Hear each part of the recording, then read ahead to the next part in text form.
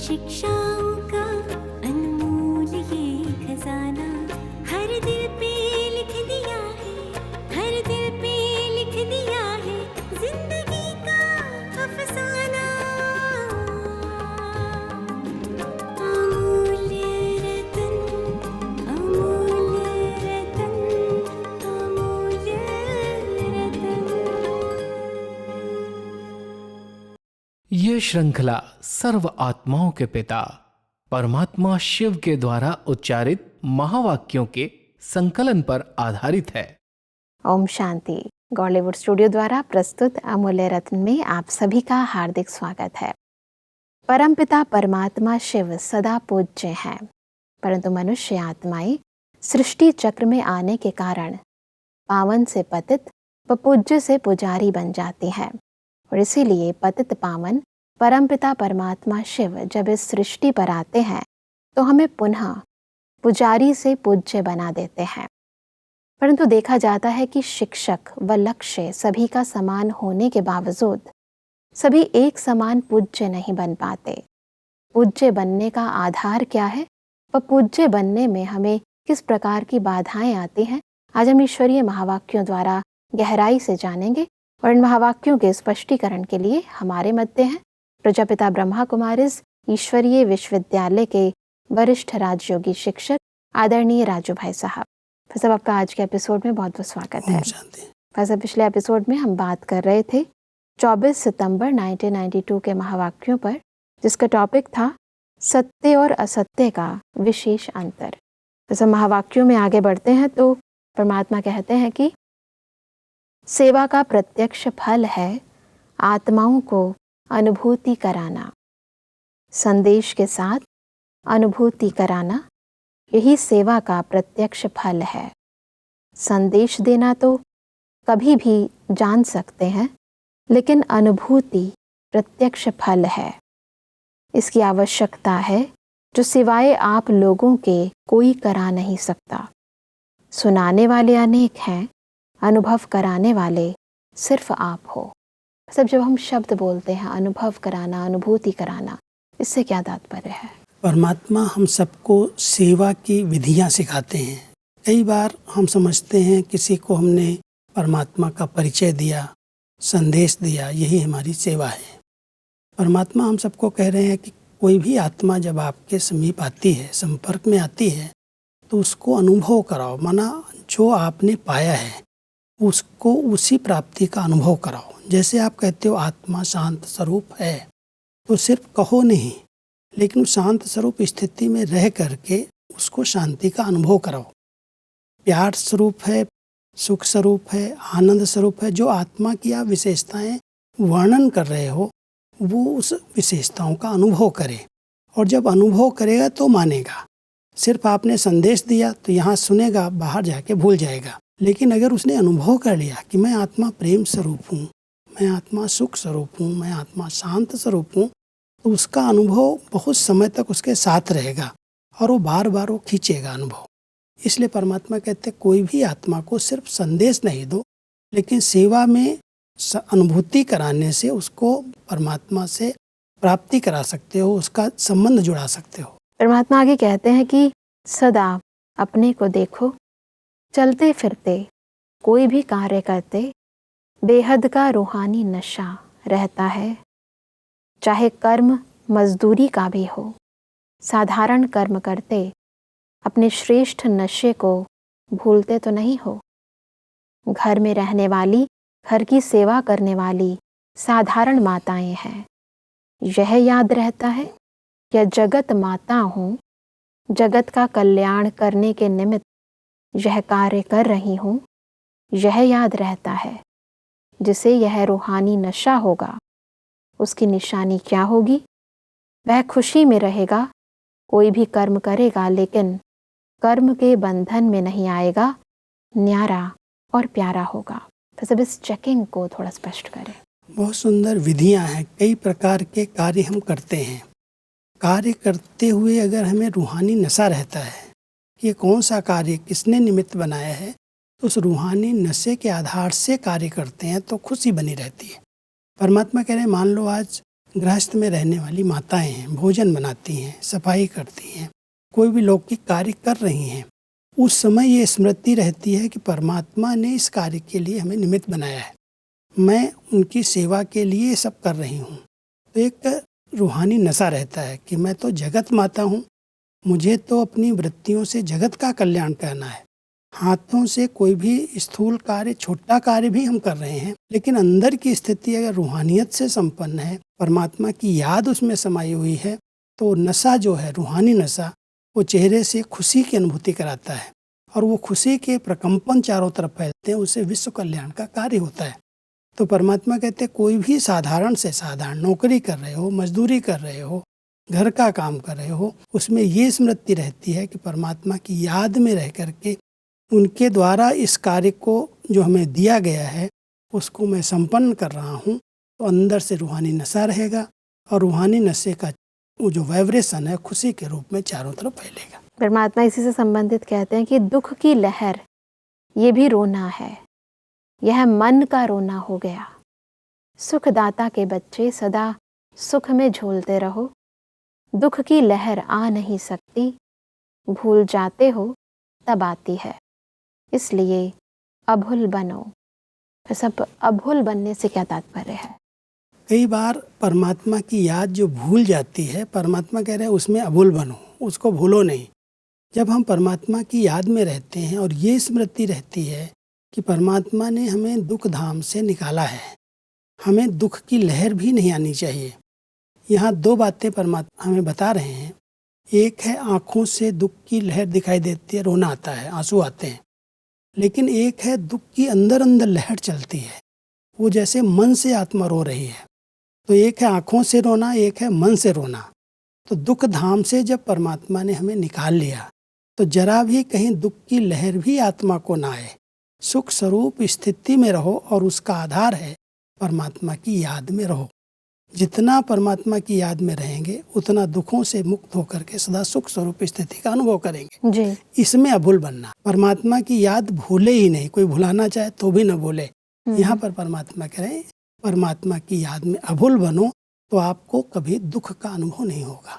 बिल्कुल। परमात्मा कहते हैं कि सदैव अपने को चेक करो कि सर्व शक्तियाँ अनुभव होती हैं। बाप ने तो दी लेकिन मैंने कितनी ली, धारण की और धारण करने के बाद समय पर वो शक्ति काम में आती है। अगर समय पर कोई चीज़ काम में नहीं आए तो वह होना ना होना एक बात है, तो सब ईश्वरीय शक्तियों को कार्य में लगाना, इसको स्पष्ट करें। क्योंकि परमात्मा ने हम सबको सब प्रकार की शक्तियाँ दी हैं और उन शक्तियों को हम स्मृति में रखें और जब कोई ज़रूरत पड़ती, आवश्यकता के समय वो शक्ति काम आए। मान लो आज हमारे पास सहन शक्ति है, परमात्मा ने हमें मास्टर सर्वशक्तिवान का टाइटल दिया।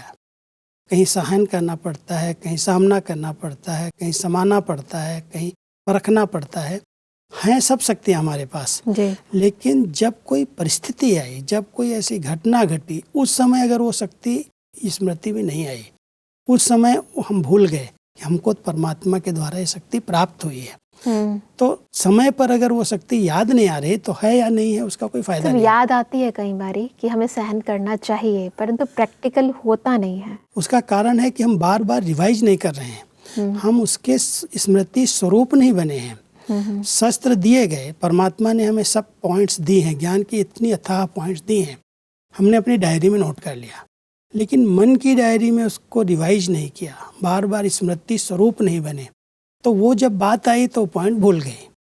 हमें तो बाबा ने ये बताया था कि ड्रामा की हर सीन में कल्याण है, ड्रामा कल्याणकारी है, इसलिए कोई भी बात आती है उसको ऐसे समझो कि कल पहले भी इसको मैंने पार की थी, अभी भी हम पार कर लेंगे। किसी भी प्रकार का पेपर किसी के सामने कभी भी आ सकता है और जिसने पहले से अच्छी तैयारी की है और ज्ञान को अच्छा स्वरूप में लाया है, तब वो बात पेपर आते समय स्मृति में आती है और आएगी तो विजयी बन सकेंगे। उसमें चाहिए कनेक्शन, सर्वशक्तिवान परमात्मा से कनेक्शन जुटा हुआ होगा तो शक्ति आएगी। अगर हमारे पास सिर्फ पॉइंट है लेकिन कनेक्शन जुटा हुआ नहीं है तो पॉइंट हम भूल सकते हैं जी। इसलिए कोई भी बात आई, परमात्मा हमारे साथ हैं, वो हमें इस परिस्थिति से पार करेंगे और ये ज्ञान के पॉइंट का शस्त्र हमारे साथ है, इसको हम यूज करेंगे, हम विजयी बनेंगे। तो ये स्मृति और कनेक्शन दोनों साथ साथ चाहिए। बिल्कुल, ज्ञान की तलवार और फिर उसकी धार यानी योग की धार भी तेज होनी चाहिए। जौहर चाहिए ना, जौहर नहीं है तलवार क्या काम करेगी। बिल्कुल। परमात्मा आगे कहते हैं कि मेरे में ही आकर्षण होती है।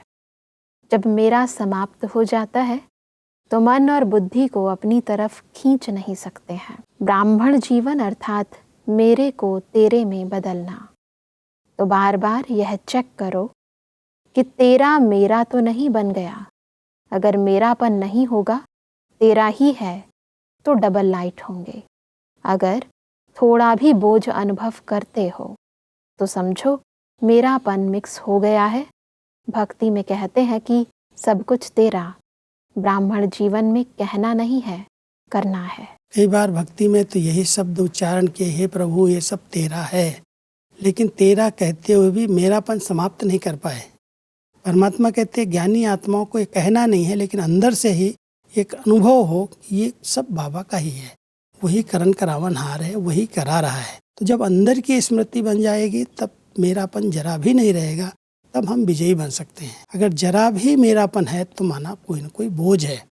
इसलिए डबल लाइट स्वरूप में रहने के लिए, परमात्मा के साथ का अनुभव करने के लिए, हम जो भी बातें आए, कैसे भी अपने संस्कारों की हैं, स्वभावों की हैं, हिसाब किताब की हैं, कोई अच्छे बड़े कर्म आ रहे हैं, उस कर्म को हम समझें बाबा कराने वाला है, ये उसका कार्य है, उसका सब कुछ है, मुझे निमित्त उसने बनाया है। तो जहाँ निमित्त भाव आ जाएगा वहाँ बोझ समाप्त हो जाएगा। परमात्मा अपने बच्चों को डबल लाइट बनने की विधि बता रहे हैं कि जहाँ भी मेरापन है उसको समर्पित करो। ये सब तेरा है, ये सब तेरा है, हल्के हो जाओगे। और भक्ति की तरह अगर सोचोगे तेरा है और अंदर से मान रहे हो मेरा है, तो बोझ खत्म नहीं होगा। इसलिए बोझ को समाप्त करने की विधि है। जी, परमात्मा कहते हैं कि पूज्य आत्मा की निशानी है वह कभी भी किसी भी वस्तु के पीछे, व्यक्ति के पीछे झुकेगा नहीं। सब उसके आगे झुकेंगे लेकिन वह झुकेगा नहीं। नम्रता से झुकना वह अलग चीज़ है, लेकिन झुकना अर्थात प्रभावित होना। पूज्य के आगे सब झुकते हैं, पूज्य नहीं झुकता है। तो किसी भी प्रकार के व्यक्ति या वैभव की आकर्षण झुका लेवे, यह पूज्य की निशानी नहीं है। झुकने के दो अर्थ परमात्मा यहाँ सिखा रहे हैं। एक है नम्रता के साथ, जैसे कोई को हम नमस्कार करते हैं, प्रणाम करते हैं तो झुकते हैं, तो ये झुकना अलग चीज़ है। लेकिन एक पूज्य आत्माएं किसी की तरफ आकर्षित हो जाएं, कोई चीज़ की तरफ, कोई व्यक्ति के विशेषताओं की तरफ प्रभावित हो जाएं, तो प्रभावित होना भी झुकना है। लगाव भी आत्मा को झुकाता है। जहाँ पर भी विशेष कोई आकर्षण है, लगाव है, उसकी तरफ वो व्यक्ति झुकता है। लेकिन जो पूज्य है, संपूर्ण पवित्र आत्मा है, वो किसी के आगे झुकती नहीं, माना उसको कोई भी व्यक्ति वस्तु अपनी तरफ खींचती नहीं है। और जब खींचती नहीं, जहाँ उसका लगाव आकर्षण नहीं है, वहाँ झुकेगा क्यों? झुकाव नहीं हो सकता। झुकता वहाँ होता है, झुकाव वहाँ आता है जहाँ पर उसका प्रभाव पड़ता है, जहाँ उसकी आकर्षण है। इसलिए परमात्मा कह रहे हैं जो पूज्य आत्माएं हैं वो कहीं पर भी झुकती नहीं है, नम्रता से झुक रही हैं। दूसरों को सम्मान देना अलग चीज़ है, लेकिन किसी के आकर्षण में, किसी के प्रभाव में आकर के झुकना वो अलग चीज़ है। इसलिए पूज्य आत्माएं कहीं पर भी प्रभावित नहीं होती। जी, परमात्मा कहते हैं कि सिवाय एक बाप के और कहाँ भी मन और बुद्धि का झुकाव नहीं। पूज्य अर्थात झुकाने वाला, न कि झुकने वाला। जो कल्प कल्प का पूज्य होगा उसकी निशानी क्या होगी? सिवाय बाप के और कहाँ भी आँख नहीं डूबेगी। कई बार हमारी आँख कहीं न कहीं किसी की विशेषता पर, किसी की कमी कमजोरी पर जाती है। परमात्मा कहते हैं जो कल्प कल्प की विजयी और पूज्य आत्माएं हैं जी, उनकी आँख कहीं भी नहीं जा सकती। कितनी भी कोई विशेष आत्मा हो, कितना भी कोई सहयोगी हो, कितना भी कोई स्नेही हो या कोई विरोधी हो, कोई है जो विरोध करते हैं, उनकी तरफ भी आत्मा का झुकाव होता है, बार बार उसका ध्यान जाता है। परमात्मा कहते हैं जो पूज्य आत्माएं हैं, और ये स्मृति है कि मैंने कल्प कल्प ये पद प्राप्त किया, पूज्य बने हैं, वो कहीं पर भी उनकी आँख नहीं जाती, कहीं भी उनका झुकाव नहीं होता। इसलिए हम सबको ये स्मृति रहे कि हम कल्प कल्प की विजयी आत्माएं हैं और पूज्य आत्माएं हैं। तो कोई भी आकर्षण मुझे झुका नहीं सकती, अपनी तरफ खींच नहीं सकती, कहीं भी आँख जाएगी नहीं, चाहे वो कितना भी महान हो, चाहे वो कितनी भी विशेष आत्मा हो। बिल्कुल। आगे बढ़ते हैं तो परमात्मा कहते हैं कि कभी भी किसी भी संस्कार के वश आत्मा वशीभूत हो जाती है तो यह भी झुकना हुआ। मानो कोई ब्राह्मण आत्मा पूज्य आत्मा कहे कि आज क्रोध के वश हो गई, लोभ के वश हो गई, अभिमान के वश हो गई, तो यह झुकना हुआ या झुकाना हुआ। तो पूज्य कभी झुकता नहीं, पूज्य के आगे सब आकर्षित होकर स्वयं आते हैं। पूज्य किसी के पीछे आकर्षित नहीं होता, तो यह निशानी देखो। कई बार हम किसी न किसी विकार के अधीन हो जाते हैं। ये अधीनता भी जैसे झुकना हुआ। जी। आज हमारे न चाहते भी मुझे क्रोध आ गया, न चाहते हुए भी हमारी दृष्टिवृत्ति चंचल हो गई, न चाहते भी किसी चीज़ ने मुझे अपनी तरफ आकर्षित कर लिया। कहते हम चाहते नहीं हैं लेकिन अच्छा है, अच्छा लगता है। तो परमात्मा कह रहे हैं ये भी एक प्रकार का झुकना है। आप पूज्य आत्माएं हो, किसी भी विकार के परवश होकर के उसके अधीन नहीं हो सकती। एक आकर्षण समाप्त हो जाए, दूसरी अधीनता समाप्त हो जाए, तब कहेंगे पूज्य आत्मा है। कोई चीज़ भी अगर अधीन बना रही है, किसी कर्म इंद्रिय के हम गुलाम बन रहे हैं, तो भी हम पूज्य नहीं हैं, हम श्रेष्ठ आत्माएं नहीं कहला सकते। इसलिए परमात्मा हमारा यहाँ ध्यान खिंचवा रहे हैं, आप पूज्य बनने वाली आत्माएं कभी भी किसी भी विकार के अधीन नहीं हो सकती, परवश नहीं हो सकती, कोई चीज़ आपको आकर्षण नहीं कर सकती। बिल्कुल। इसी से संबंधित परमात्मा आगे कहते हैं कि अगर कभी कभी झुकाव हो जाता है तो पूजा भी कभी कभी होगी, सदा नहीं होगी। पूज्य में भी नंबर होते हैं, वैरायटी होती है ना। कोई पूज्य सदा पूजे जाते हैं और कोई की कभी कभी पूजा होती है, कोई की विधि पूर्वक होती है और कोई की काम चलाऊ पूजा होती है। मंदिरों में भी फर्क होता है ना। तो यहाँ भी ऐसे है जो विधि पूर्वक श्रीमत को अपनाते नहीं, काम चलाऊ, चलो अमृत वेले उठना है, बैठना है, कोई देखे नहीं, कोई कहे नहीं कि यह उठा नहीं, फिर चाहे बाप से मिलन मनाए या निद्रा से मिलन मनाए, यह काम चलाऊ हो गया ना। परमात्मा हम सबको कह रहे हैं, कई बच्चे नियम का पालन तो करते हैं, नियम पूर्वक उठ भी गए। मान लो आज अमृत वेले का हमारा नियम है और नियम पूर्वक हम सवेरे सवेरे उठे, अमृत वेले परमात्मा से हमने मिलन मनाया या मिलन की बजाय निद्रा की लोक में चले गए, नींद में चले गए।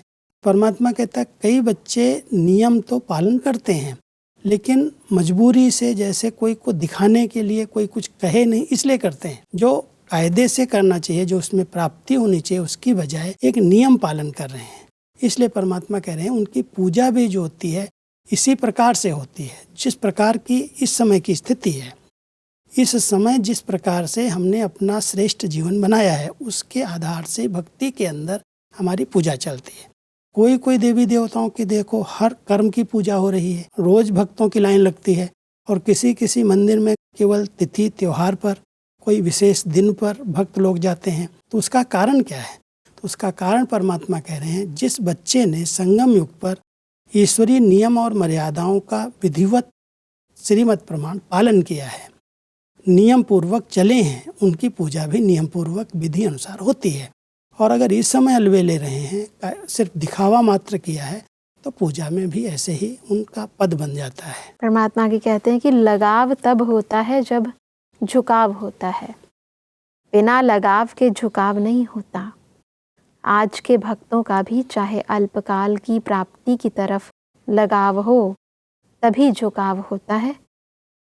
आजकल पूज्य की तरफ लगाव नहीं है, अल्पकाल की प्राप्ति की तरफ लगाव है, लेकिन प्राप्ति कराने वाली पूज्य आत्माएं हैं, इसलिए झुकते उनकी तरफ ही हैं। तो सब लगाव और झुकाव की इस गुह्यता को थोड़ा स्पष्ट करें। वास्तव में किसी भी मंदिर में किसी भी देवता के सामने भक्त जाते हैं, देवता से प्राप्ति क्या हो रही है उस प्राप्ति की तरफ उनका ध्यान होता है। जी। मान लो कोई वहाँ से सिद्धि प्राप्त हो रही, कहते हैं सिद्धि पीठ है। कोई मंदिर ऐसे होते हैं जहाँ पर जाने से व्यक्ति की मनोकामनाएं पूरी होती हैं। यहाँ जाएंगे तो धन प्राप्त होगा, यहाँ जाएंगे तो बच्चा प्राप्त होगा, यहाँ जाएंगे तो स्वास्थ्य प्राप्त होगा। तो कई प्रकार की लालसा लेकर के, उम्मीद लेकर के जाते हैं और उसी तरह के इष्ट देव को पूज्य मान करके उनकी पूजा करते हैं जी। तो जहाँ पर वो लगाव जो है, जो झुकाव है मूर्ति के आगे, उसका कारण है उनकी कामना की पूर्ति। जिस प्रकार की कामना लेके गए उसकी अगर पूर्ति हो गई तो देवी देवताओं को मानेंगे और नहीं पूर्ति हो गई तो वहाँ जाना बंद कर देंगे। तो लगाव और झुकाव का कारण बना कामनाएं। आज भक्ति का यही एक आधार बना हुआ है। इष्ट में इतनी भावना नहीं है, लेकिन उसके द्वारा प्राप्ति क्या हो रही उसकी तरफ उसका झुकाव है। तो परमात्मा कह रहे हैं जिस प्रकार इस समय आपने स्थिति बनाई है, जिस प्रकार पूज्य बने हो, उसी प्रकार आपकी भक्ति काल के अंदर पूजा हो रही है। परमात्मा कहते हैं कि ब्राह्मण जीवन का मजा जीवन मुक्त स्थिति में है। न्यारा अर्थात मुक्त, संस्कार के ऊपर भी झुकाव नहीं। जब कहते हो कि क्या करूं, कैसे करूं, तो उस समय जीवन मुक्त हुए या जीवन बंद। करना नहीं चाहते थे लेकिन हो गया। ये है जीवन बंध बनना। इच्छा नहीं थी लेकिन अच्छा लग गया। शिक्षा देनी थी लेकिन क्रोध आ गया। ये है जीवन बंध स्थिति। ब्राह्मण अर्थात जीवन मुक्त कभी भी किसी बंधन में बंध नहीं सकते। ये बहुत सूक्ष्म चेकिंग है जी। कई बार हम समझते हैं कि हमारा जो जीवन मुक्त पद है वो भविष्य में है। परमात्मा कहते हैं भविष्य में जीवन मुक्ति जो मिलेगी उसका अनुभव करने का समय ये है संगम युग। संगम युग पर ब्राह्मण जीवन में कितना आप मुक्त बने हैं।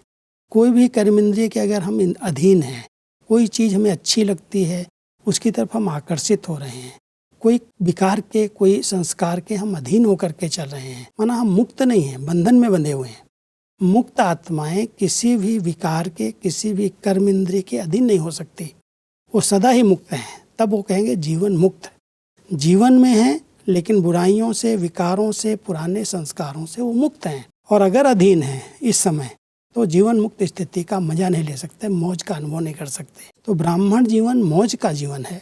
मुक्त स्थिति से मौज का अनुभव होता है और बंधन की स्थिति दुख का अनुभव कराती है। बिल्कुल। इसलिए परमात्मा हम सबको कह रहे हैं जीवन में हो, ब्राह्मण जीवन में जीवन मुक्त स्थिति का अनुभव करो। बस आगे बढ़ते हैं तो परमात्मा कहते हैं कि जैसे बाप अकेला तो नहीं है ना, परिवार वाला है। सबसे बड़े ते बड़ा परिवार बाप का है और जितना बड़ा परिवार उतना ही न्यारा और सर्व का प्यारा है।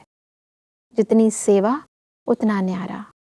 तो फॉलो फादर करने वाले हो ना, इसलिए आप सबका यादगार यहाँ अचल घर बना हुआ है। कितना भी कोई हिलावे हिलेंगे नहीं। एक तरफ एक डिस्टर्ब करे, दूसरी तरफ दूसरा डिस्टर्ब करे तो क्या करेंगे? कोई सैल्वेशन नहीं मिले, फिर हलचल होगी। कोई इंसल्ट कर दे, फिर हलचल होगी। अचल अर्थात चारों ओर कितना भी कोई हिलाने की कोशिश करे लेकिन संकल्प में भी अचल। सब दो चीज़ें हैं, एक है न्यारी और प्यारी स्थिति और दूसरा है अचल स्थिति। परमात्मा जिस तरह से इतने बड़े परिवार की पालना कर रहे हैं, परिवार में अगर आप इस बैलेंस से नहीं चलेंगे, न्यारे बन करके रहेंगे तो लोग कहेंगे पता नहीं संन्यास ले लिया, छोड़ दिया सब कुछ, और प्यारे बन गए इतने जो लगाव झुकाव हो जाए। तो परमात्मा जैसे इतने बड़े परिवार की पालना करते हुए भी सबको प्यार दे रहे हैं, पालना दे रहे हैं, लेकिन किसी में अटकते नहीं, फंसते नहीं। न्यारे और प्यारेपन का बैलेंस है। ऐसे ही परमात्मा हम सबको सिखा रहे हैं कि परिवार को संभालो, परिवार के बीच में रहो, लेकिन देह भान से न्यारे रहो और परिवार में सबको प्यार पालना दो। बिल्कुल भाई साहब, आज हमने बहुत ही गहराई से, कैसे हम गहराई से स्वयं की चेकिंग करके चेंज करें, उन विधियों को समझा। स्पष्टीकरण के लिए आपका बहुत बहुत धन्यवाद। ओम शांति। दर्शकों, आज के महावाक्यों में परमात्मा ने कहा कि ब्राह्मण जीवन अर्थात मेरे को तेरे में बदलना। परमात्मा ने कहा कि पूज्य आत्मा की निशानी है कि वह कभी भी किसी व्यक्ति व वस्तु के समक्ष झुकती नहीं है। उसके आगे सभी झुकते हैं परंतु वह कभी किसी से प्रभावित नहीं होती। परमात्मा ने कहा कि हमें संगठन में रहते सदा न्यारे और एक परमात्मा के प्यारे रहना है। कोई कितना भी हिलाने की कोशिश करे परंतु हमें संकल्प से भी कभी हिलना नहीं है, अचल रहना है। दर्शकों, आज के महावाक्यों से संबंधित यदि आपके मन में कोई भी प्रश्न है तो आप हमें ईमेल कर सकते हैं। हमारा ईमेल आईडी है amulyaratna@godlywoodstudio.org। अगले एपिसोड में एक और अव्यक्त वाणी के साथ आप सभी के समक्ष हम फिर हाजिर होंगे। तब तक के लिए लेते हैं इजाजत। ओम शांति। मुख्य सार, कर्म में बंधन से मुक्त होने की विधि। कर्मयोगी बनकर कर्म करना कर्मयोगी की निशानी। कर्म के बंधन में नहीं आएगा, न्यारा और प्यारा होगा। कर्म के बंधन में आने से खुशी गायब हो जाएगी और कर्म अच्छा नहीं होगा। पूज्य आत्मा की निशानियाँ, वह कभी किसी वस्तु व व्यक्ति के पीछे झुकेंगे नहीं, अर्थात प्रभावित नहीं होंगे। सिवाय बाप के और कहाँ भी आंख नहीं डूबेगी।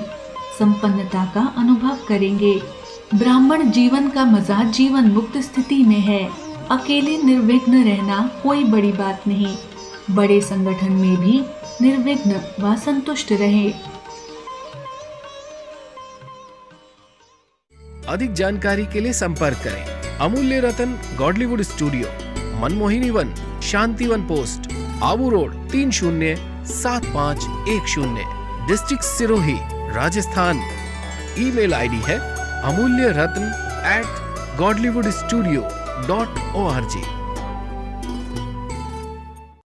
इस श्रृंखला को प्रजापिता ब्रह्मा कुमारीज ईश्वरीय विश्वविद्यालय के सेवा केंद्रों पर क्लास में नियमित रूप से चलाने के लिए गॉडलीवुड स्टूडियो से संपर्क करें।